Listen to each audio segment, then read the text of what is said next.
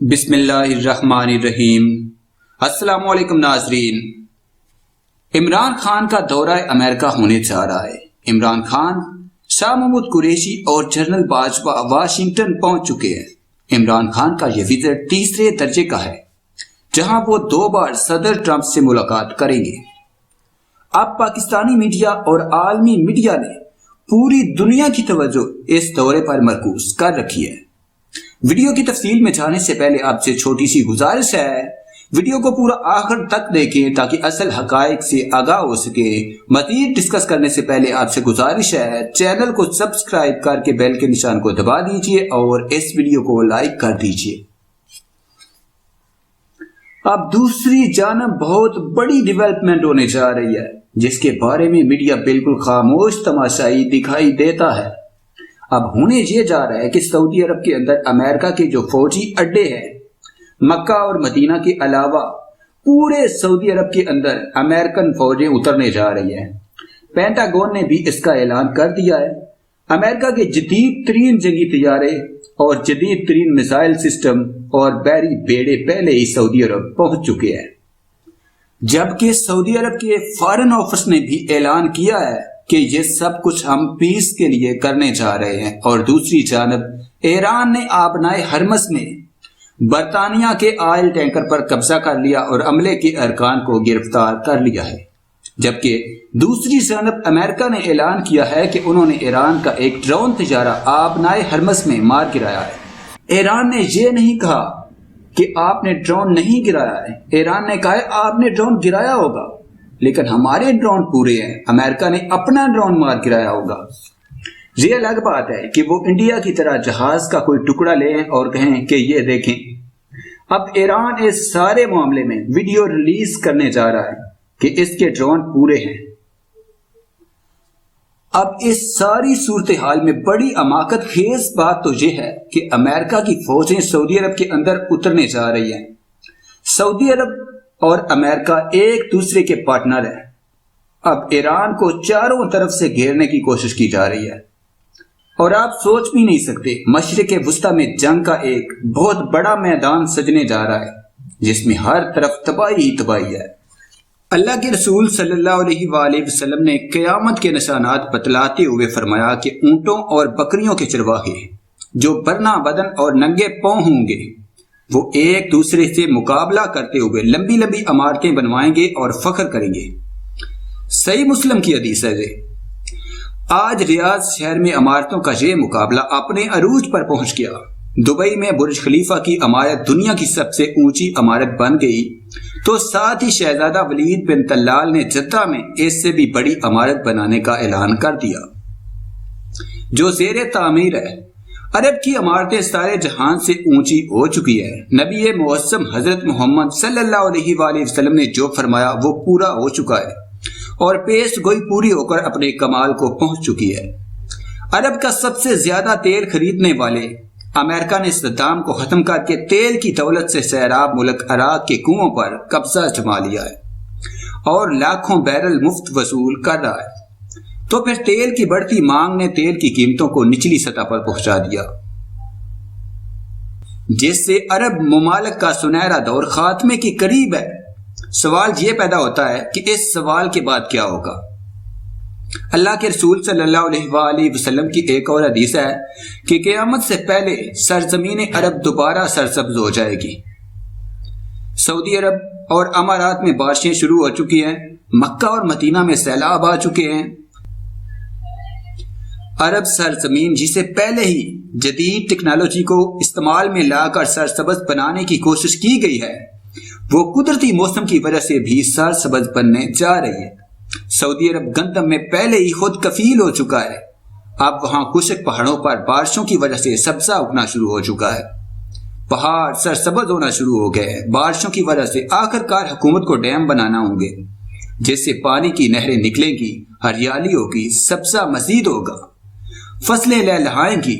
یوں یہ پیش گوئی بھی اپنے تکمیلی مراحل سے گزرنے جا رہی ہے، اور جو میرے حضور صلی اللہ علیہ وآلہ وسلم نے فرمایا، اسے ہم اپنی آنکھوں سے دیکھتے جا رہے ہیں۔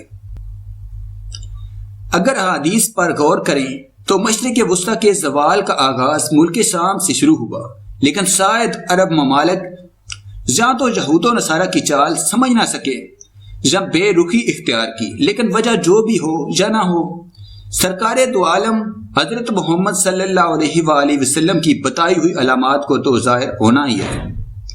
ایک اور مقام پر رسول صلی اللہ علیہ وآلہ وسلم نے فرمایا، جب اہل شام تباہی بربادی کا شکار ہو جائیں تو پھر تم میں کوئی خیر باقی نہ رہے گی۔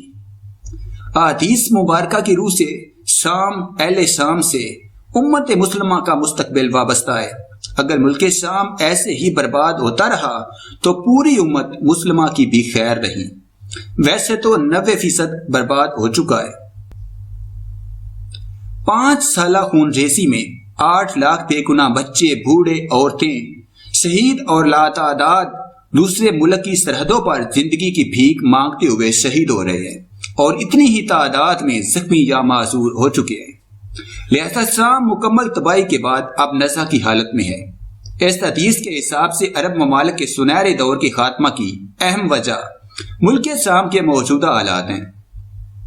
نبی صلی اللہ علیہ وآلہ وسلم کی ایک اور پیش گوئی کی علامت ظاہر ہو رہی ہے یا ہو چکی ہے کہ ملک شام کے متعلق اسرائیل، روس، امریکہ جو بھی جھوٹے بہانے بنائے، لیکن ان سب کا اصل ہدف جزیرۃ العرب ہے، کیونکہ کفار کا عقیدہ ہے کہ دجال مسیحا ہے، اور اس وجہ سے یہ لوگ دجال کے انتظامات مکمل کر رہے ہیں، جس کے لیے عرب ممالک میں عدم استحکام پیدا کرنا ہے، کیونکہ حضرت مہدی علیہ السلام کے ظہور سے قبل یہود و نصارہ ملک شام پر قبضہ کرنا چاہتے ہیں، اور یہ ہو کر رہے گا۔ آخری زمانے میں جب مسلمان ہر طرف سے مغلوب ہو جائیں گے، مسلسل جنگیں ہوں گی، شام میں بھی عیسائیوں کی حکومت قائم ہو جائے گی۔ علماء کرام فرماتے ہیں کہ سعودیہ، مصر، ترکی باقی نہ رہیں گے، ہر جگہ کفار کے مسالم بڑھ جائیں گے، امت آپسی خانہ جنگی کا شکار رہے گی۔ عرب خلیجی ممالک میں بھی مسلمانوں کی باقاعدہ پرشوکت حکومت نہیں رہے گی۔ خبر سعودی عرب کا چھوٹا شہر مدینہ منورہ سے 170 کلومیٹر کے فاصلے پر ہے کہ قریب تک یہود و نصارہ پہنچ جائیں گے، اور اس جگہ تک ان کی حکومت قائم ہو جائے گی۔ بچے کچھ مسلمان مدینہ منورہ پہنچ جائیں گے۔ اس وقت حضرت امام مہدی مدینہ منورہ میں ہوں گے۔ دوسری طرف دریائے تبریہ بھی تیزی سے خشک ہو رہا ہے، جو کہ حضرت مہدی علیہ السلام کے ظہور سے قبل خشک ہوگا۔ مشرق وسطیٰ کے حالات کو، خصوصاً مسلمانوں اور ساری دنیا کے حالات کو دیکھتے ہوئے صاف نظر آتا ہے کہ دنیا ہولناکیوں کی جانب بڑھ رہی ہے۔ فرانس پہ حملوں کے بعد فرانس اور یورپ بھی عالمی جنگ کی بات کر چکے ہیں۔ سوال پیدا ہوتا ہے کہ اس عالمی جنگ کا مرکز کون سا خطہ ہوگا؟